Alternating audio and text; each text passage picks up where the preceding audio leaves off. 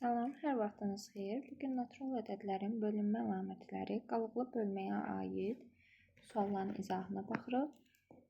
Birinci sualla başlayırıq. Birinci sualda deyir, x-in yerinə hansı rəqəmi yazdıqda bu göstərilən ədəd 9-a tam bölünür. Biz bilməliyik ki, 9-a bölünmə əlamətimiz necə idi? 9-a bölünmə əlaməti bütün rəqəmlərin cəmi 9-a qalıqsız bölünürdüsə, onda biz bu ifadəni, yəni rəqəmi deyirdik ki, ədədi daha doğrusu 9-a qalıqsız bölünür. İndi buradakı ədədləri toplayaq. 5 üstə gəlinsin 3, üstə gəlinsin x, üstə gəlinsin 8, üstə gəlinsin 6, üstə gəlinsin x, üstə gəlinsin 3-dür. Deməli, burada 5-in üstünə 3 gəldikdə 8, 8-in üstünə 8, 16, 16-nın üstünə 6, 22, 22-nin də üstünə 3 gəldikdə 25 edir. Üstə gəlsin, x-in də üstünə x gələndə 2x edir. İndi bizdən şərtdə soruşur ki, 9-a tam bölünür. Baxın, 9-a tam bölünürsün deyir. Deməli, 9-a baxın, 25 artıq var.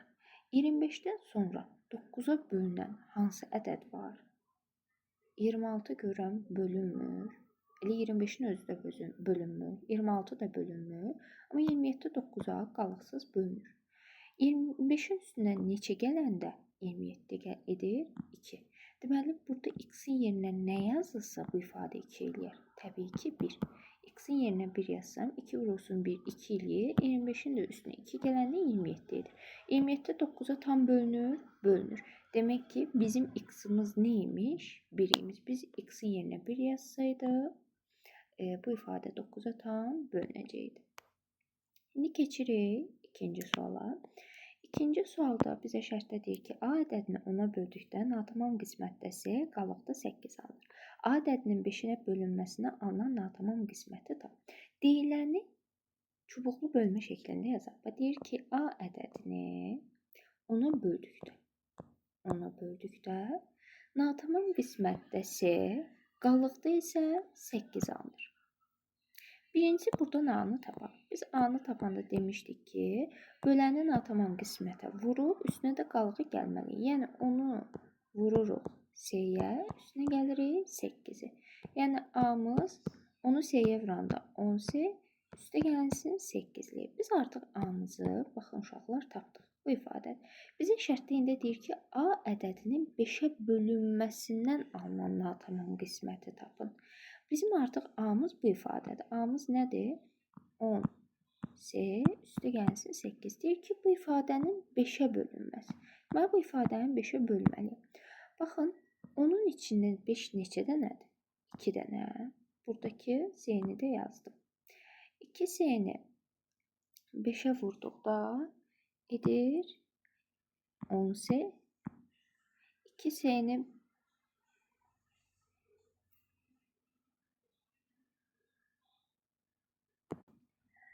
10 S-ni 5-ə böldükdə 2-si və 8-i 5-ə böldükdə neçə dəfə düşür? 1 dəfə.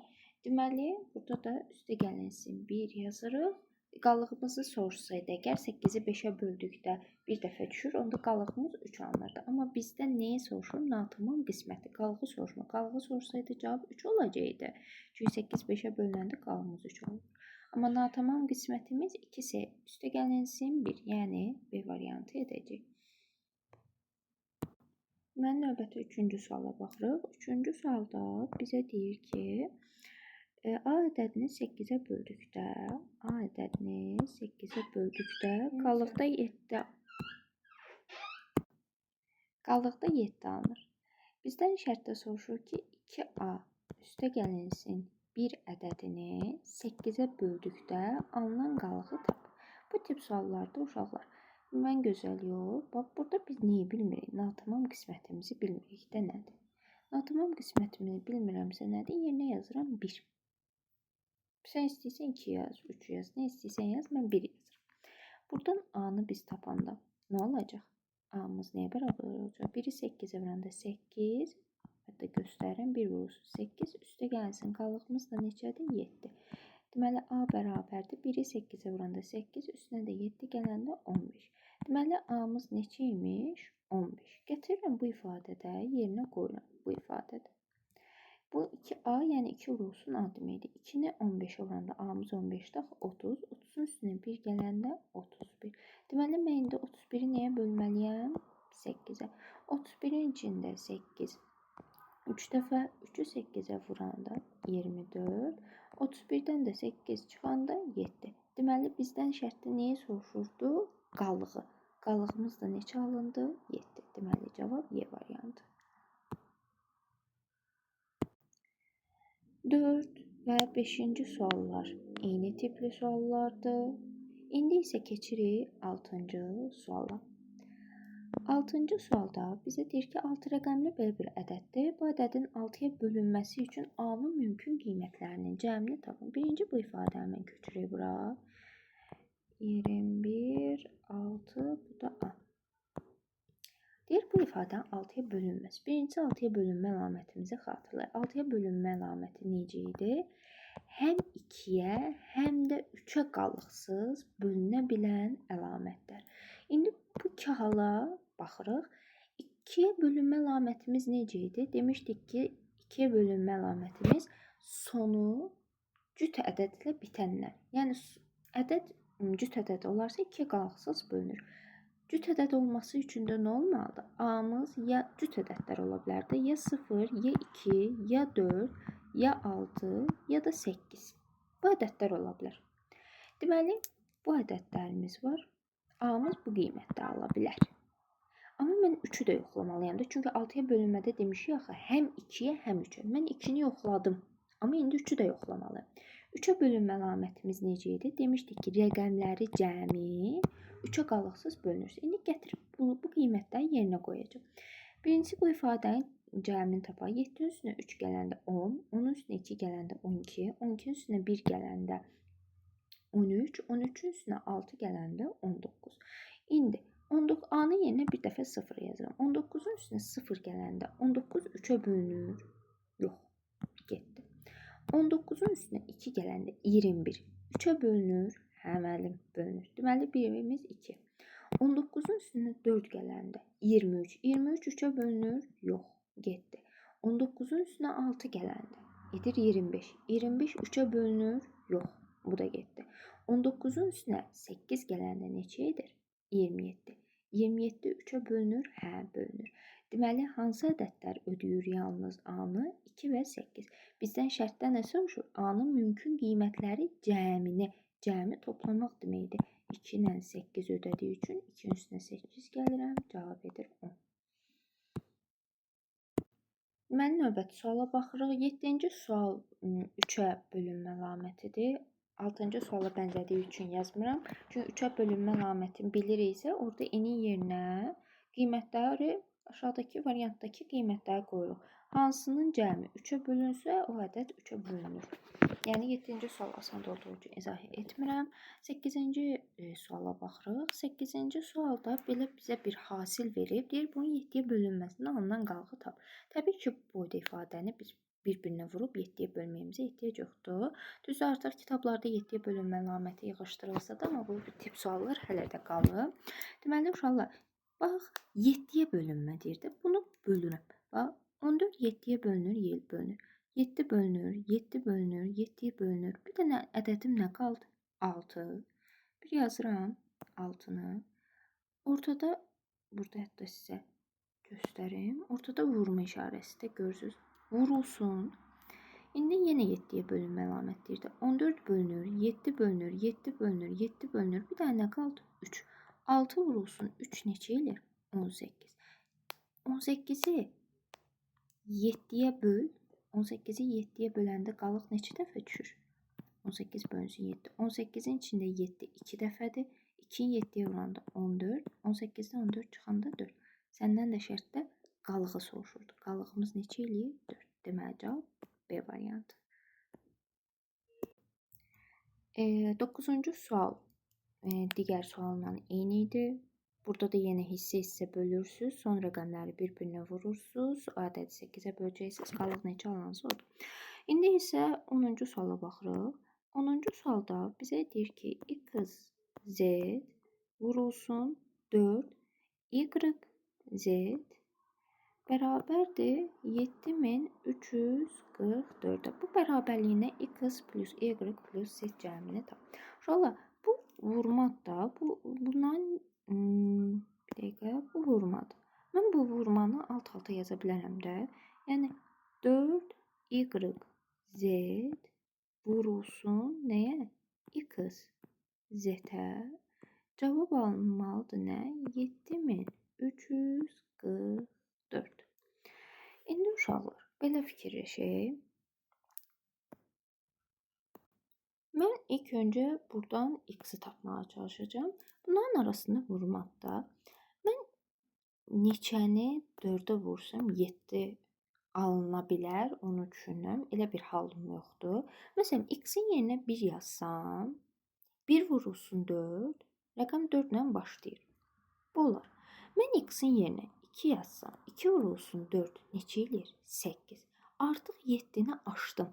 7-yə qədərki halım ola bilər. Amma artıq buradakı rəqəmi aşdım. 3 də qoysam, 3-ü 4-ə vuranda 12 alınır. Bu halda olmur. Mən deməli x-a 1 qoya bilərəm. X-im 1-dir. Mən bu halımı tapdım. X-in 1 halını tapdımsa, deməli kənarda da yazaq ki, x-imiz 1-dir. İndi baxıram ki, biz vurmağı bilirik ki, alt-alta başlayır da. Mən nəyə vuranda sonuncu rəqəmim 4 olur. Qayıdıb deyərsən ki, müəllim 2. 2-ni 2-yə vuranda cavab 4 eləyir. 3-ü 3-ə vuranda 9 eləyir, bu halı ödəməz. 4-ü 4-ə 16 eləyir, son rəqəmim 6-dır, ödəməz. 5-i 5-ə 25, son rəqəmim 5-dir, ödəməz. 6-ı 6-ya 36, sonu 6-dır, ödəmir. 7 vur 7, 49, sonu 9-dur, ödəmir. 8 vurursun 8, 64, son rəqəmi nədir? 4. Deməli, ya z-imiz 2-dir, ya da 8-dir. Mən bunu tapdım. İndi düşünədə gətirib yerinə qoyuram ki, baxın elə bir belə yazım da.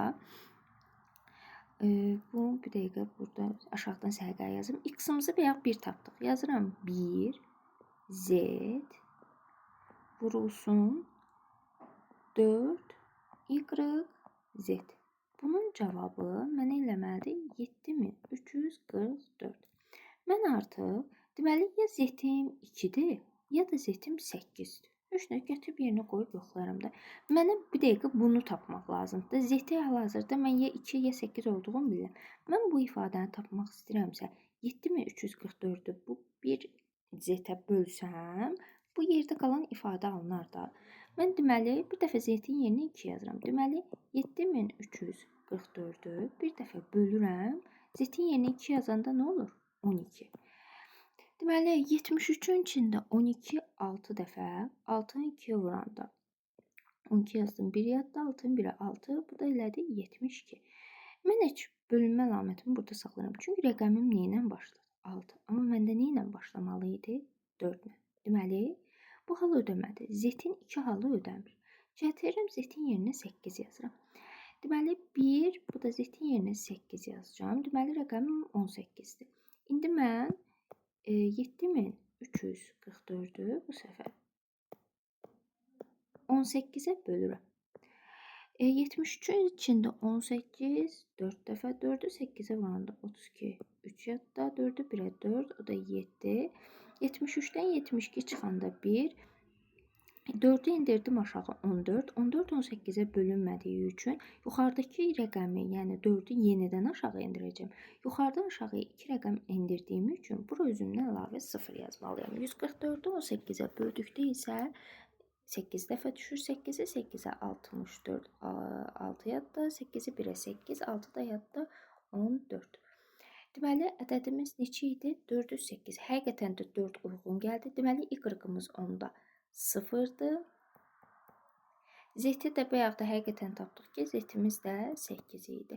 Deməli, x-ımız 1, y-ımız 0, z-imiz 8. Şərtdə bizdə onların cəmini soruşurdu. 1 üstə gəlinsin 0, 1, 1-in də üstünə 8 gələndə cavab edir 9. İndi isə 11-ci suala baxırıq. 11-ci sualda bizə deyir ki, 7x23y. Bu ədədi 5-ə böldükdə qalıqda 4 alınır. qalığımızda 4 alınır. Həmin ədədin 18-ə tam bölündüyünü bilərək x vurulsun y-ı tap deyir. Deməli uşaqlar, bu sualda deyir ki, bu 5 rəqəmli ədədini 5-ə böldükdə qalıqda 4 alınır. Həmin ədədin 18-ə bölündüyünü bilərək x vurulsun y hasilini tap. Uşaqlar, 5-ə bölünmə əlamətimiz necə idi? Sonu 0 və ya 5 ilə bitən ədədlər 5-ə qalıqsız bölünürdü. İndi sənin şərtdə deyir ki, qalığın 4-dür. Qalığın 4-dürsə, bu rəqəmlərin üstünə 4-ü gəlirəm. 0-ın üstünə 4 gələndə 4, 5-in də üstünə 4 gələndə 9. Deməli, mənim sonuncu rəqəmim ya 4 ya da 9 olmalıdır ki, ədədi 5-ə böləndə qalıq 4 alınsın. Belə deyim də, məsələn, deyirəm ki, onu 5-ə böləndə cavab nə eləyir? 2. Çünki sonu 0 ilə bitdi deyə qalıqsız bölündü. İndi bax, 14-ü bəs 5-ə bölsəm, qalıq neçə alınır? Deyərsən ki, mənim 14-ü 5-ə böləndə 2 dəfə düşür, amma qalığımızda 4 alınır. Bunu sən deyərsən də, çünki niyə? 0 ilə idi, son rəqəmi 4 olanda qalıq 4 alınır. 9 olanda isə qalığımız 9 olacaq. Yəni, bu biraz məntiqlə fikir verirsiniz, başa düşərsiniz. Nəysə uşaqlar, deməli sonuncu rəqəmimiz ya 4-dür, ya 9-dur. Deməli bizim y-ımız ya 4-dür, ya 9-dur. Bir dəfə 7x 23. Y-ın yerinə bir dəfə 4 yazacağım. Bir bu halım var. Bir dəfə də 7x 23. Y-ın da yerinə 9 yazacağım. Bir də bu halım var. Deməli, mən 2 halım var. Məndən şərtimizi oxuyuram. 18-ə tam bölündüyünü bilərək. 18-ə bölünmə əlamətimiz necə idi? Həm 2-yə, həm də 9-a eyni zamanda bölünə. 2-yə bölünmə əlamətimiz necə idi? Son rəqəmi cüt ədəd olmalı idi. Yəni sonu 0, 2, 4, 6, 8 ilə bitən ədədlər. Mən baxıram, bunda 4-dür, amma bunda isə 9 ilə bitdiyi üçün 2-yə bölünməni ödəmir. Ona görə yalnız bu halım qalır. Bu halda da deməli indi nəyi yoxlamalıyam? 9-a bölünmə əlamətini yoxlamalıyam. 9-a bölünmə əlaməti necə idi? Rəqəmləri cəmi 9-a qalıqsız bölünürsə. 7-nin üstünə 2 gələndə 9, 9-un üstünə 3 gələndə 12, 12-nin üstünə 4 gələndə 16. Mən deməli 16-ın üstünə hansı ədədi gəlsəm 9-a bölünər. Deyərsən ki, müəllim 2. Deməli 2 halı ödəyir. 2 ödəyir. Bir də başqa ədəd varmı ödəyən? Yox. 18. Deyərsən ki, müəllim 18-dən sonra bölünən ədədlər də var axı 9-a. Məsələn, deyərsən ki, 27. 27 də 9-a bölünür. Axı sən 16-nın üstünə neçə gələndə 27 edəcək? 11. Axı 11, bax, bu üstü xətli suallarda demişdim axı, buradakılar yalnız 0-dan 9-a qədər ədədlər ala bilər. 11 artıq 9-u aşıb. Ona görə 11 yox, yalnız 2 halı qalır. Deməli, biz bir y-ımızı neçə tapdıq? 4. İndi x-ımızı da tapdıq 2. Bizdən şərtdən x vurulsun y hasilini soruşurdu. O da cavab edir 8. Deməli, 12-ci sual eynisidir. Biraz özünüz düşünərsiniz. İndi isə keçirik 13-cü suala. 13-cü sualda deyir ki, 3-ə qalıqsız bölünən natural ədədləri 12-yə böldükdə alına bilən müxtəlif qalıqların cəmini tapın. Çətin sual kimi görsənin, amma çox asandır. Və 3-ə qalıqsız bölünən birinci sualın məntiqini başa düşün. Elə ədədlər deyin ki, o ədədlər 3-ə qalıqsız bölünsün. Bəs həmin o ədədləri 12-yə böləndə hansı qalıqlar alına bilər? Birincisi 3-ə bölünən rəqəmlər yazımında. Məsələn, 3 hansı rəqəmlər bölünür? 3 bölünür, 6 bölünür, 9 bölünür, 12 bölünür, 15 bölünür, 18 bölünür, 21 bölünür, sonra 24 bölünür. Mənim sona mı qədər gedəcək? Yox, təbii ki də. Burada bir qanuna uyğunluq olacaq. Necə? Bax, ədədlərim bunlardır. Buraya qədər kifayətdir. Gəldim kifayətdir. 3-ü 12-yə böləndə qalıq neçə alınır? Təbii ki, 3 alınacaq. 6 12-yə deyərsiniz ki, müəllim bölünmür. Elə bölünmədiyi üçün qalıq həmin ədəddir 6. 9 12-yə bölünmədiyi üçün elə qalıq həmin ədəddir. 12 bəs 12-yə bölünəndə qalıq neçə alınır? Qalığım təbii ki qalmır 0-dır. Bəs 15 12-yə bölünəndə qalığım neçə alınır? 3. 18 12-yə böləndə qalığım 6, 21 12-yə bölünəndə qalığım 9, 24 12-yə qalıqsız bölünür 0. Bir də ədədlərə fikir verin. 3, 6, 9, 0. 3, 6, 9, 0. Bundan sonraki bütün ədədlər də belə davam edəcək. 3, 6, 9, 0 olaraq gedəcək üçün müxtəlif qalıqlarımız hansılardır? Bu ədədlərdir. Bu ədədləri 3, 6, 9, 0 toplayıram. 3-ün üstünə 6, 9, 9-un da üstünə 9 gələndə 18. Ona görə cavab 18 olacaq. Yəni cavab D variantı. Növbəti suala baxırıq. 15-ci sualda bizə deyir ki, AB ədədinin BA ədədinə bölünməsindən alınan natamam qismət vahidə, qalıq isə 36-ya bərabər olarsa, onun ala biləcəyi qiymətlərin cəmini tapın. Uşaqlar, AB ədədidir. Bunu BA ədədinə böldükdə alınan natamam qismət vahidə. Natamam qismət buraydı. Vahid nə deməkdir? Vahid 1 deməkdir. Qalığı isə 36-ya bərabərdir. A-nın ala biləcəyi qiymətlərin cəmini tapın. Burada biz nə demişdik? Bölünən AB üstü xət nəyə bərabər olacaq? BA üstü xət vurulsun 1-ə. Üstünə gəlinsin qalığımız 36. Deməli, uşaqlar bu ifadə açırıq. AB üstü xəttin açılışı nə idi? 10A üstə gəlsin B bərabərdir. BA üstü xəttin açılışı nədir? 10B üstə gəlsin A. O ifadəni 1-ə vurduqda 1 bu ifadənin özü alınır. Üstə gəlsin 36. Deməli, A bir tərəfə, B'lər bir tərəfə yazırıq. 10A A-nı gətiririm bu tərəfə. Bərabərlikdə yerin değişdiyi üçün işarəsi mənfi olaraq dəyişir. Bərabərdir. Də bərabəri qoymuram. Üstə gəlinsin B. 10B-ni də bu tərəfə gətirəndə yer işarəsini dəyişir. Olur mənfi 10B. Bərabərdir nəyə? 36-ya. 10A-dan A-nı çıxanda 9-a. B-dən 10B çıxanda mənfi 9B. Bərabərdir 36 eləyir. Buradan hər ikisindən ortaq vuruq 9-u çıxartmaq olar. Yerdə nə qalır? A çıxılsın B bərabərdir 36-ya. A çıxılsın B-ni də tapanda 36-nı 9-a böləndə 4. Deməli, mən bunu tapdım. Amma misalın şərtinə bir dənə qayıdıb bir şey deyirəm ki, biz yadınızdadsa bir dənə qaydamız var idi ki, bölən qalıqdan, daha doğrusu bölən qalıqdan kiçik olmalıdır.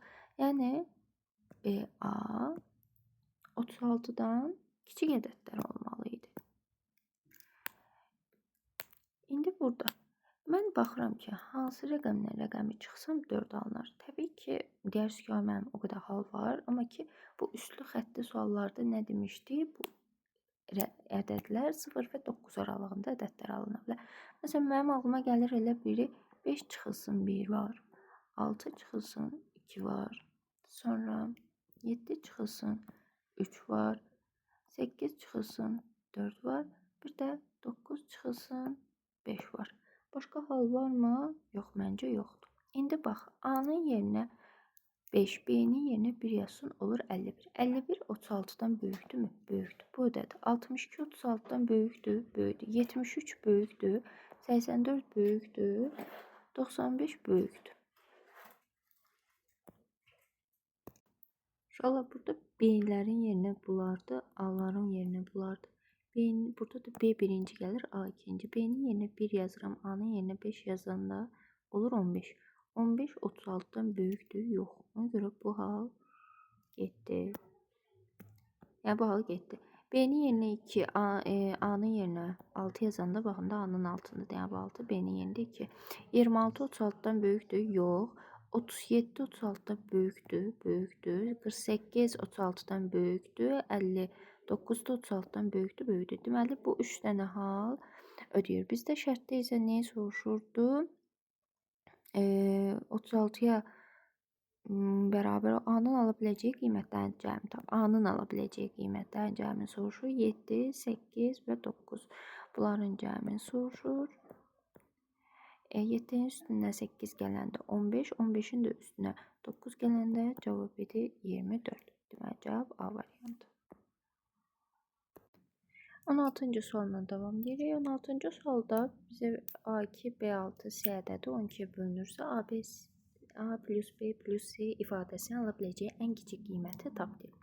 Valla ədədimiz necədir? A, 2, B, 6, bir də C. Bunun 12'ye tam bölünərsə, 12'ye bölünmə əlaməti necə idi? Həm 3'ə, həm də 4'ə qalıqsız bölünməli idi. Deməli, 4'ə bölünmə ilə başlayıram. 4'ə bölünmə əlamətini yoxlamam üçün 4'ə bölünmə əlaməti necə idi?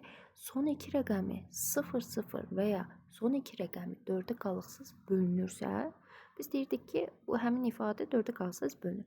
Deməli, onda burada C-nin yerinə nələr yaza bilərəm? Mən C-nin yerinə bir 0 yazıram, çünki 64'ə bölünür. Bir 61 yazamıram, 62 yazamıram, 63 də yazamıram, 64 yaza bilərəm. Çünki niyə 64 4'ə bölünür? Sonra 65 yazamıram, 66 da, 67 də, amma 68'i yazaram. Çünki niyə 68 də 4'ə bölünür? Deməli, C-miz hansı ədədləri ala bilər? 0, 4 və 8. İndi gətirirəm, bu halı yoxladıq. İndi keçirəm 3'ə bölünmə əlamətinə. 3'ə bölünmə əlaməti isə demişdik ki, rəqəmləri cəmi 3'ə qalıqsız bölünməlidir. Gətirirəm, yazıram. Rəqəmləri cəmi A üstə gələnsin 2, üstə gələnsin B, üstə gələnsin 6, üstə gələnsin C 3'ə qalıqsız bölünməlidir.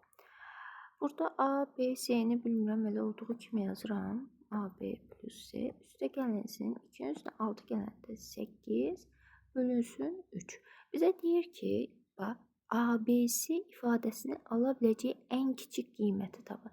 Yəni, mən burada bu ABC-ni yerinə nə yazsam ki, bu cəmə ən kiçik hansı qiyməti qoysam ki, üstünə 8'i gəlsəm, o ifadə 3'ə bölünər. Sən deyərsən ki, müəllim 1, 1'in üstünə 8 gələndə 9 eləyir, 9'u da 3'ə böləndə 3 eləyir. Hələ saxla, hələ gözlə. Deməli, bax, C-yə hansı qiymətlər qoya bilərsən? 0, 4, 8. Bunlardan C-yə ən kiçik qiymət dediyi üçün C-yə bunların arasında ən kiçik nədir? 0.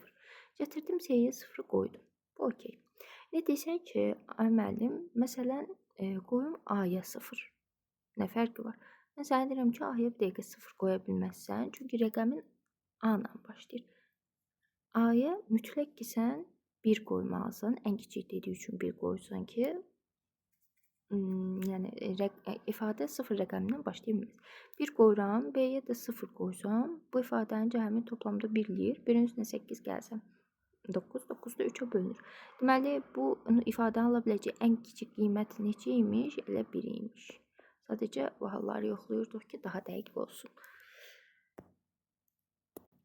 Deməli, uşaqlar, indi 17-ci suala baxırıq. 17-ci sualda deyir, rəqəmləri fərqli olan 2 rəqəmli ədədi 5'ə böldükdə qalıq ən böyük olarsa, bu şərti ödəyən neçə 2 rəqəmli ədəd var? Qəşəng sualdır. Birinci şərti başa düşməyə çalışırıq. Rəqəmləri fərqli olan 2 rəqəmli bir ədəddir. Mən bilmirəm də bu 2 rəqəmli ədədim nə ədədidir. Bilmirəm, yazdım belə. 2 rəqəmli deyir, mən də 2 rəqəmli rəqəmlərin müxtəlif olduğu dediyinə görə birini A yazdım, birini B. Deyir ki, bu ədədi 5'ə böldükdə qalıq ən böyük olarsa, bir ədədi 5'ə böldükdə qalıq ən çox neçə alına bilər?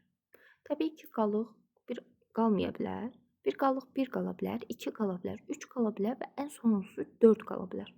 Çünki 5 qalıq alına bilməz, çünki 5 5'ə bölünür. 6 deyərsin, 6'nı 5'ə böləndə yenə qalıq 1 alınır. Yəni 1, 2, 3, 4 təkrarlanmağa başlayır. Ona görə mənim üçün qalığım ən kiçik 4 ola bilər. Daha doğrusu ən böyük 4 ola bilər. Deyir, bu şərti ödəyən neçə 2 rəqəmli ədəd var? Deməli, mən A, B bu ədədi belə yazaq, hətta siz üçün ətraflı göstərim. 5'ə böldükdə qalığımız ən böyük dedik ki 4. Amma mən burada natamam qismətim bilmirəm nədir. Onu bilmirəm nədir. Ona görə mən onun yerinə bir K yazıram. Bilmirəm axı nədir. Mən burada AB üstü xəttim. Onda nə olacaq? K vurulsun 5, K vurulsun 5, üstə gəlinsin nə? 4. Bax, bu artı sənin üçün düsturdur. Bunun vasitəsilə tapacaq. Deyir, bu şərti ödəyən neçə 2 rəqəmli ədəd var? 2 rəqəmli. Şərtə diqqət edin. İndi gətiririk K-nın yerinə qiymətlər qoyuruq. K-nın yerinə məsələn mən K-ya 1 qoysam. K-ya 1 qoydum. 1-i 5-ə vuranda 5, üstünə 4 gələndə 9. 9 2 rəqəmli ədəd deyil. Ona görə bu hal getdi. K-ya 2 qoysam, 2-ni 5-ə vuranda 10, onun üstünə 4 gələndə 14. 14 2 rəqəmlidir. Hə, müəllim 2 rəqəmlidir. 14 ilk rəqəmimiz 14 ilə başlayır. Mən bunu daha sonra gedə-gedə, hətta birini də tapım. Məsələn, K-ya 3 qoyum. 3-ü 5-ə vuranda 15, üstünə 4 gələndə 19. Ya bu şəkildə gedəcək. Mənə nə deyir şərtdə? 2 rəqəmli ədəd var. Neçə dənə 2 rəqəmli ədəd var? Mən birincisini tapdım, ikincisini tapdım. Mən bir də ən sonuncusunu tapmalıyam ki, hansı olacaq bu rəqəmim? İndi biraz avtomatik fikirləşirəm ki, 2 rəqəmli sonuncu nə ola bilər? Məsələn, 99. Ən son 2 rəqəmli ədədim 99. Mən burada K-nın yerinə nə yazsam 99 olar. Məsələn, fikirləşirəm ki, nə yazsam 99 olar.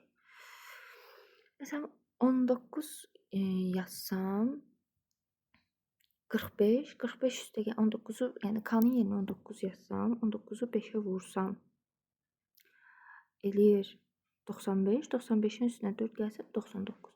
Deməli, mən K-nın yerinə ən son 19 yaza bilərəm. Bir də yoxlayaq. 50, o da 45, 95 eləyir, o da 99. Deməli, ən sonuncusu 99 imiş. Çünki artıq mən K-ya məsələn 20 yazsam, 20-yi 5-ə vursam 100, 100-ün üstünə 4 gəlsəm 104. Artıq 104 3 rəqəmlidir, axı sənə 2 rəqəmli deyir. Ona görə birincisi 14-dür, sonuncusu 99. Yaxşı, bu aralıqda neçə dənə ədəd var? Təbii ki, oturub bir-bir saymayacağım da 14, 19. Məsələn, bu 5, 5, 5 artdısa, bundan sonraki məsələn 19-un da üstünə 5 gələndə eləyir 24. Mən bunları 99-a qədər saymağıma ehtiyac yoxdur. Bunun üçün, belə suallar üçün düstur var. Yəni, sən birincini bilirsən, sonuncunu bilirsən, aradakı fərqi bilirsənsə, bu aralıqda neçə dənə ədəd var, onu düsturla tapa bilərsən. Onun düsturu, məsələn, bu silsilə mövzusunda bundan daha ətraflı danışacaq. Sonuncu ədəddən ilk dayanan ədədi çıxırsan, aradakı fərqə bölürsən, üstünə 1 gəlirsən. Bu rəqəmlərin sayını tapmaq üçündür. Sonuncu nədir? 99. İlk ədədin nədir? 14. Bölürsən fərqə. Fərqimiz neçədir? 5. Üstünə də 1 gəlsin. 99-dan 14 çıxanda 85. 85-i 5-ə böləndə 17. 17-nin də üstünə 1 gələndə 18. Deməli, neçə dənə ədədimiz var imiş? 18 ədədimiz var imiş. Ona görə cavab 18 edir. Amma yox, sual bundan bitmir. Şərtə indi diqqət etdim.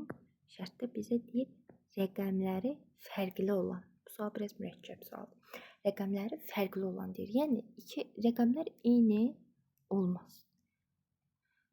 Rəqəmlər eyni olmasın. Rəqəmlər nə zaman eyni olar 2 rəqəmli ədədlərdən? Məsələn, 11 olsa, 22 olsa, 33, 44, 55, 66, 77, 88 və 99. Əgər o tapdığım 18 dənə içində bu hallar var idisə, bu halları çıxmalıyam. Necə tapacağım bunu da? Mən dedim ki, mənə şərtdə biz bayaq dedik axı, qalıq 4 alınsın. Bu ədədləri 5-ə böləndə görüm hansında qalıq 4 alınır.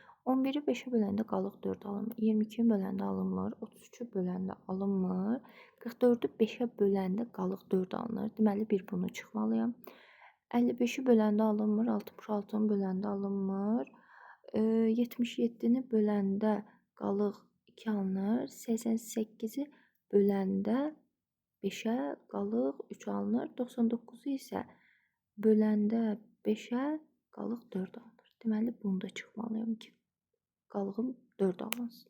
Deməli, 2 dənə halı çıxırıq. 18 dənə ümumi halımız var idi. 18 haldan 2 halı da çıxırıq. 16 edir. Yəni niyə çıxdıq? Çünki rəqəmləri fərqli olan deyir axı. Deməsəydi bu sözü cavab 18 idi. Fərqli olan deyirsə, axı 44 ilə 99 bu halın içində var idi 18-in.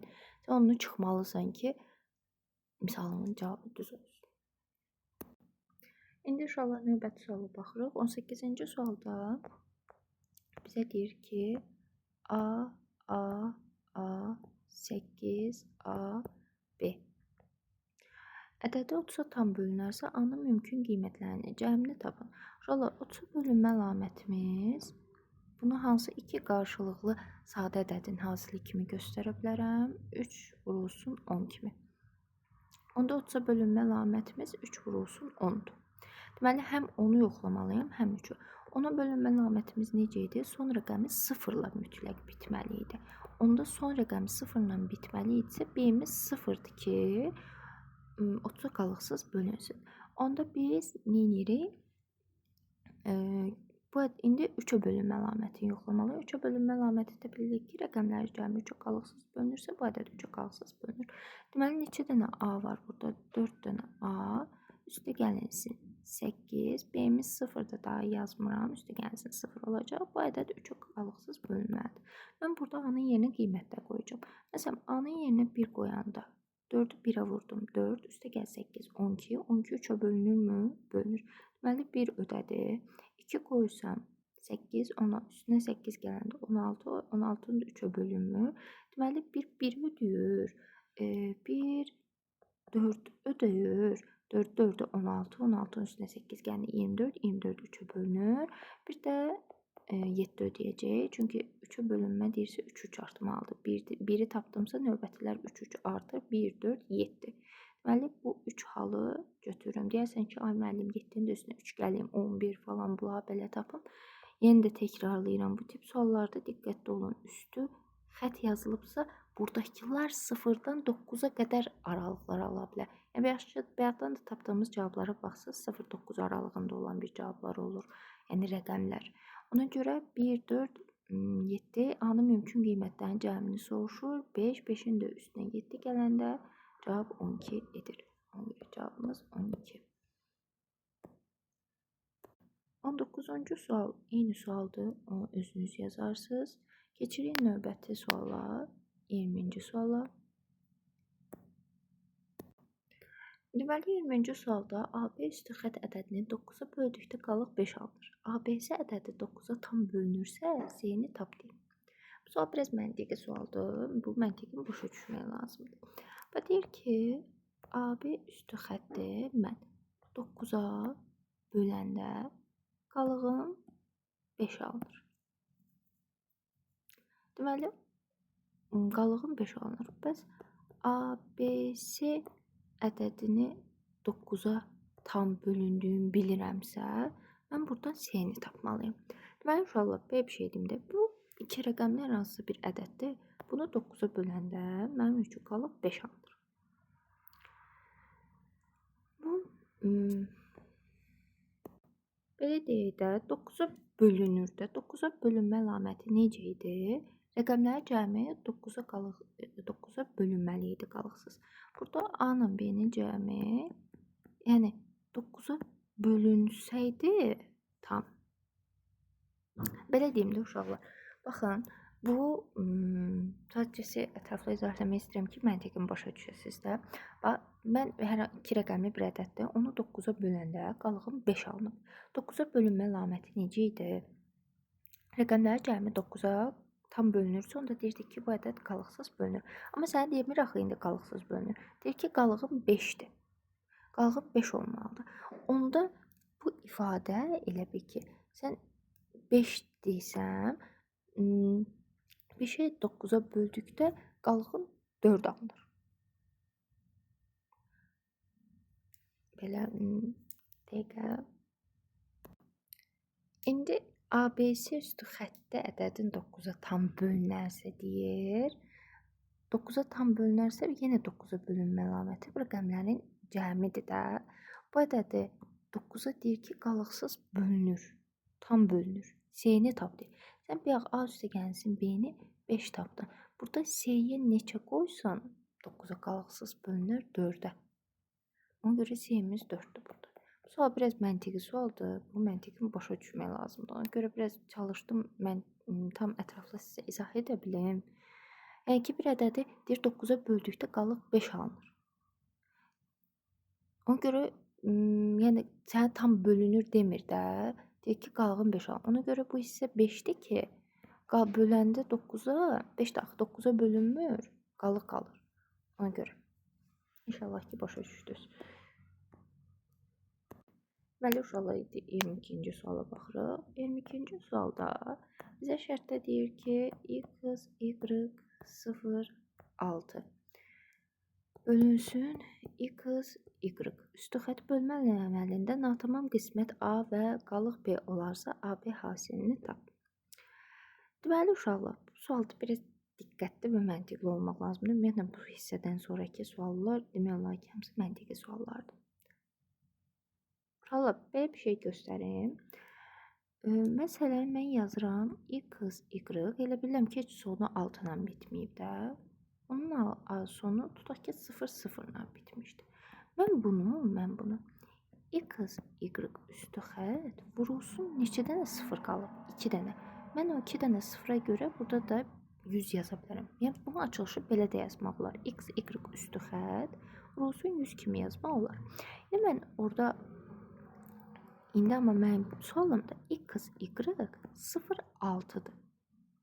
Mən bunu tezdən necə yaza bilərəm? X, y vurulsun 100. Bu səfər qalığım sonda elə bir ki 100 olmalıydı. Amma indi elə bir ki sonu 6-dır. Deməli, qalığım neçədir elə? 6-dır. Yəni, bu tip sualda buradakı sonuncu rəqəm elə qalığı göstərir əslində. Deməli, mən qalığımı tapdım 6. Sonra şərtdə nə deyir? Natamam qismət A və qalıq B olarsa. Yəni, natamam qismətim mənim də elə 100-dür.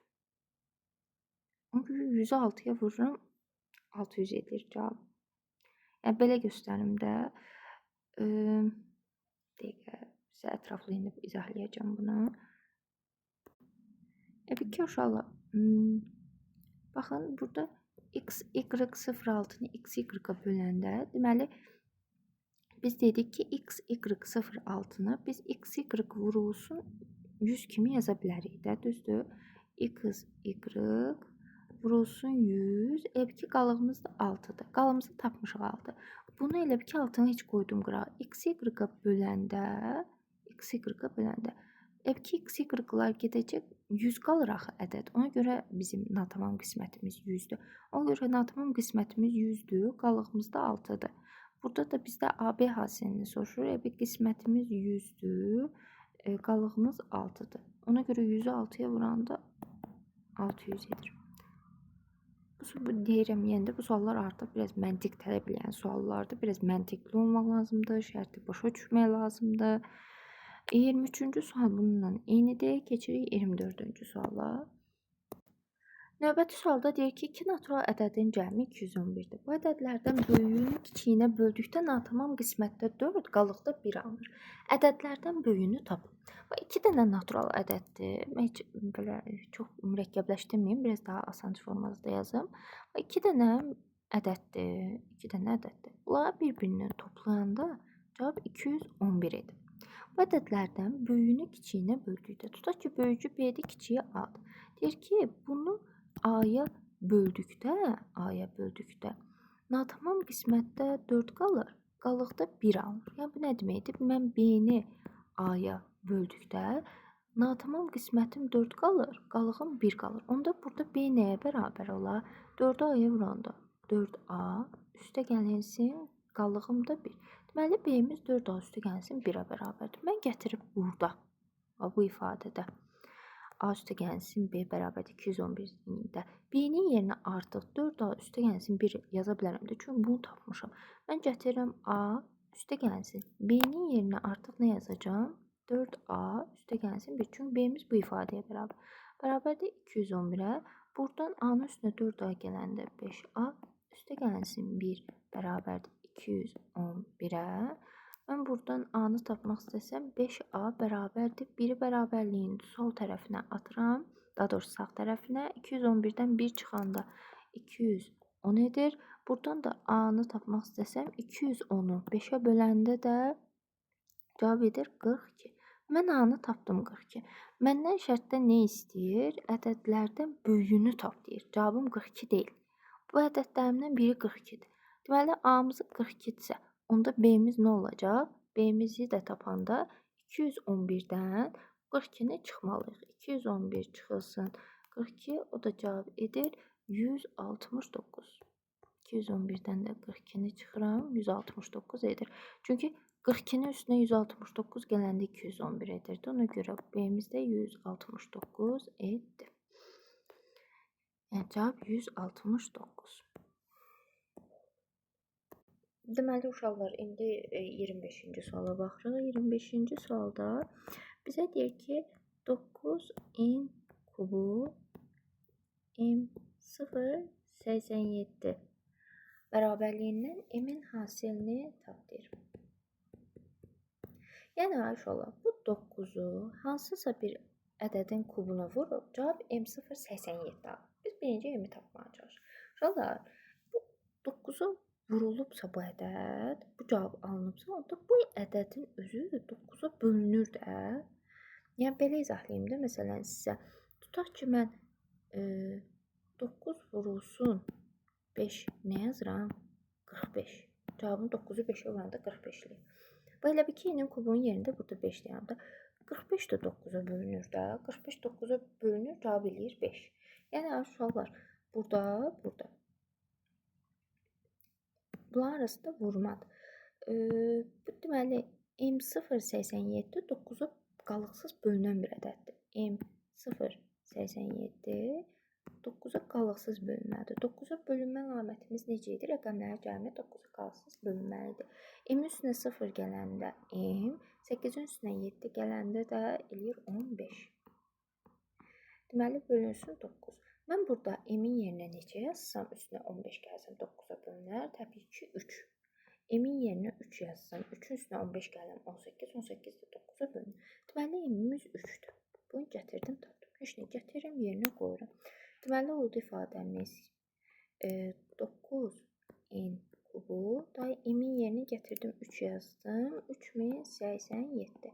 Buradan n-in kubunu mən tapanda 3087-ni bölməliyəm buradakı 9-a. Bölünsün 9. Burada da n-in kubu bərabərdir. 3087-ni də 9-a böləndə edir 343. Deməli, n-in kubu 343 isə hansı ədədi 3 dəfə özü-özünə vuranda cavab 343-liyir. Bunları artıq əzbər bilmək lazımdır. 7. 7-ni 3 dəfə özü-özünə vursaz 343 elə. Səndən m-in hasilini soruşurdu. M-i də tapmısan, n-i də tapmısan. M-i də n-ə vuranda 3 vurulsun 7. Hasil vurma deməkdir. 3-ü 7-yə vuranda cavab eləyir 21. Mən uşaqlar indi növbəti suala baxırıq. 26-cı sualda deyir ki, 7-yə bölündükdə qalıqda 4 alınan ədədlər 3-ə tam bölünürsə, bu şərti ödəyən 2 rəqəmli ədədlərin ən kiçik və ən böyüyünü tapın. Deməli, hər hansısa bir ədəddir, mən bilmirəm hansı ədəddir.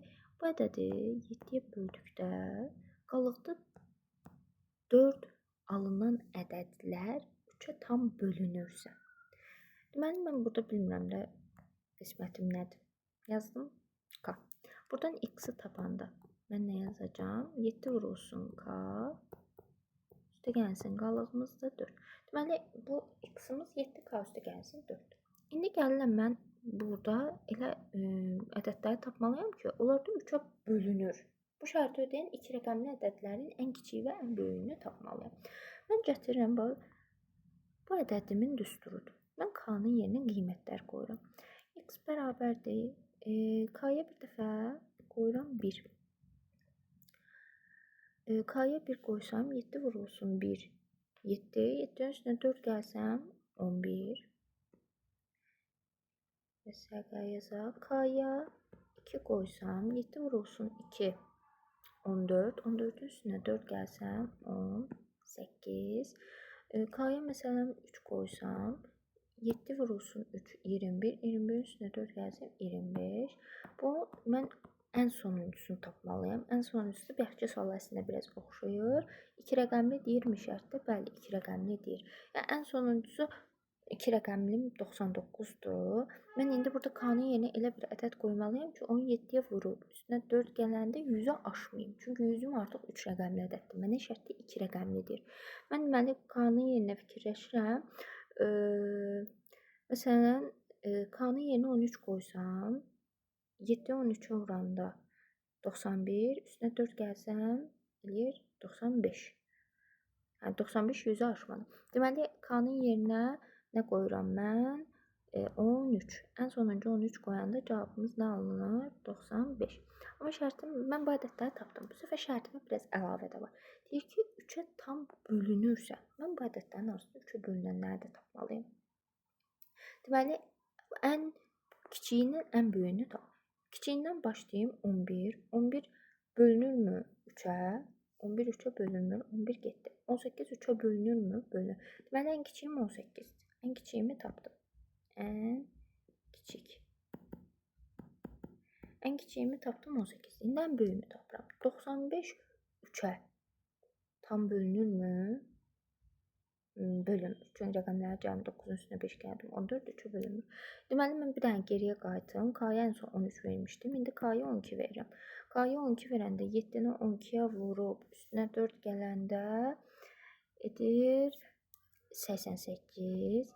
88 3-ə qalıqsız bölünürmü? 8-in üstünə 8 gələndə yox, bu da bölünmür. Bir dənə də geriyə qayıtıram. K-ya 11 verirəm. 7-ni 11-ə vuranda 7 ilə bir geri qayıtıram da ən sonuncusunu tapım deyə 3-ə bölünənin. 7-ni 11-ə vururam 77, üstünə 1 gəldim 81. 81 9-a bölünürmü? Bəli, bölünür. Deməli, ən böyüyümüz də neçə imiş? 81. Məndən şərtdə nə istəyir? Ən böyüklə ən kiçiyin cəmini tap. 18 üstə gəlsin 81. Bunda edir cavabı 99. İndi növbəti suala baxırıq. 27-ci sualda deyir ki, m ədədini 7-yə böldükdə qalıqda 6 alır. O da m kvadratı üstə gəlinsin 3m üstə gəlinsin 7 ədədini bəs 7-yə böldükdə qalıq neçə alınır? Bunun üçün çox asan bir üsul var. Deməli, m-i deyir 7-yə bölünəndə qalıq 6 alınır. Mən burada gətirirəm natamam qismətin yerinə bir rəqəmi yazıram. Sən istəyir, ürəyin nə istəyir? Yaz, mən 1 yazmağı sevirəm. M bərabərdir, onda nə olacaq? 1-i 7-yə vuranda 7, üstünə 6 gələndə 13. Deməli, m-imiz neçə imiş? 13. Gətir bu ifadədə m-in yerinə 13 yaz. 13-ün kvadratı 13-ü 2 dəfə öz-özünə vurmaq deməkdir. 13-ü 2-yə vuranda, daha doğrusu 13-ü 13-ə vuranda 169. Üstə gəlsin 3m, 3 vurulsun m deməkdir. 3-ü 13-ə vuranda edir 39. Üstə gəlinsin 7. Mən bunu bölməliyim 7. 169-un üstünə, deməli, bunları hesablayaq. 169-un üstünə 39, üstünə də 7 gələndə cavab edir 215. Mən 215-i 7-yə bölürəm. 21-in içində 7. 3 dəfə 3-ü 7-yə vurdum. 21, 0, 5-i indirdim aşağı. Deməli, elə qalığımız 5-dir. Bizdən nə? Qalığı soruşur elə. Qalığımız 5. Deməli, cavab 5-dir. 28-ci sual bunu oxşuyur. Bunu özünüz yazarsınız. Növbəti suala baxırıq. Növbəti sualda bizdə hansı sual idi? 28-ci sual buna bənzər deyə özünüz yazacaqsınız. 29-cu sualda bizə deyir ki, n ədədini m kubuna böldükdə natamam qismətdə 2 alınır. Qalıqda isə 31 alınır.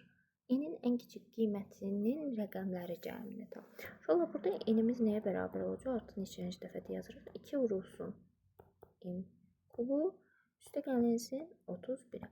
Mənlə bu tip suallarda bunu yazandan sonra bir dənə mütləq ki bunu da yazın ki m kubu demişdik ki bölən qalıqdan həmişə böyük olmalıdır. Baba, misalımızın ana xətti budur ki m kubu 31-dən böyük olmalıdır. Elə bir m-in yerinə ədəd tap ki onu kuba yüksəldin. Yəni 3 dəfə öz-özünə vuranda 31-dən böyük yaz.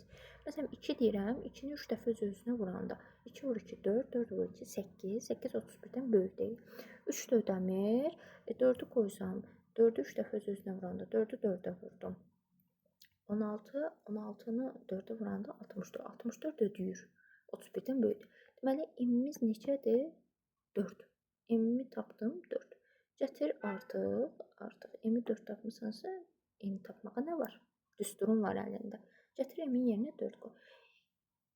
2 vurulsun m-in kubu, üstə gəlsə 31-də bu m bərabərdir.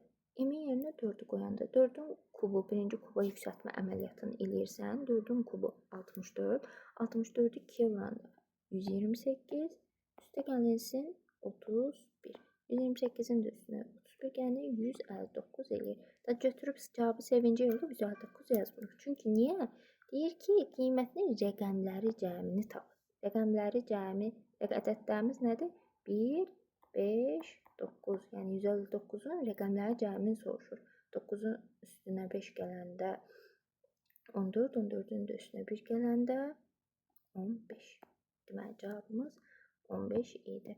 30-cu sual bununla eynidir. Keçirik növbəti sual 31-ci suala. Xala, indi 31-ci sualı izahlayıram. 31-ci sual biraz məntiqi yenə sualdır. Biraz diqqətli olmaq lazımdır. Deyir ki, 402 AB və 75 CD ədədlərini 4'ə böldükdə qalıqda 3 alınır. A üstə gəlsin B bölünsün C üstə gəlsin D ifadəsi ən böyük qiymətini tap. Birinci sən nə axtardığını bil. Səndən deyir ki, A üstə gəl B bölünsün C üstə gəlsin D ifadəsi ən böyük qiymətini tap. Yəni bir şeyi başqa bir şeyə böləndə ən böyük necə alına bilər? Yəni ki, mənim ən böyük qiymətim deyirsə, mən ən böyük bir şeyi ən az bir şeyə bölməliyəm ki, cavabım böyük bir şey alınsın. Məsələn, bir var, əlinizdə bir dənə almadır. Bir almanı bir var 5 yerə bölürsən, dilimlərin daha kiçik olar. Bir var, bir almanı sən yalnız 2 yerə böləndə gör əlində 2 dənə yekə alma olur da. Ona görə sən yuxarını ən maksimum götürməlisən, çalışdığın qədər maksimum. Aşağını isə böldüyün ədədi isə ən minimum götürməlisən ki, alınan cavabın ən böyük olsun. Səndən bu ən böyük sözünü burada boşu-boşuna yazmır. Ən böyükdür. Mən bunu bildim ki, mən yuxarının maksimumunu tapmalıyım, aşağının minimumunu tapmalıyım. Mənə deyir ki, 402 AB. Bu ədədi 4'ə böldükdə qalığımız 3 alır. Qalığımız 3 alır. Bax, AB-də 4'ə bölünmə əlamətimiz necə idi? 4'ə bölünmə əlamətimiz son 2 rəqəmi 0,0 və ya son 2 rəqəmi 4'ə qalıqsız bölünür.